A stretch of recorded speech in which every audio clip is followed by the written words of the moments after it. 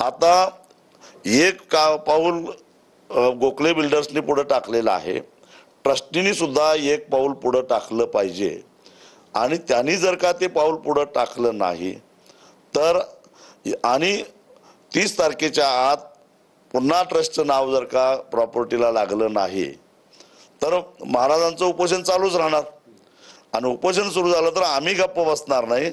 आम्ही आता या ट्रस्टींच्या दारात जाऊन आम्हाला उपोषण करावं लागेल।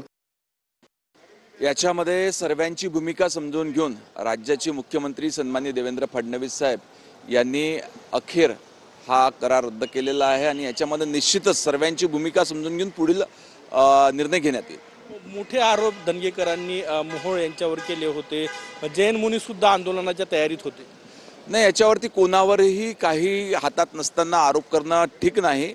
याच्यामध्ये योग्य ती सखोल चौकशी करण्यात येईल आणि त्याच्यातून योग्य ती निर्णय घेण्यात येईल। धनगेकरांच्या दबावामुळे रद्द झाला असं म्हणता येईल की नाही, असं कोणाच्याही दबावामुळे नाही तर सर्वांच्या भावना समजून घेण्याकरता हा निर्णय घेण्यात आलेला आहे आणि निश्चितपणे पुढे चौकशी करून योग्य तो न्याय देण्यात येईल।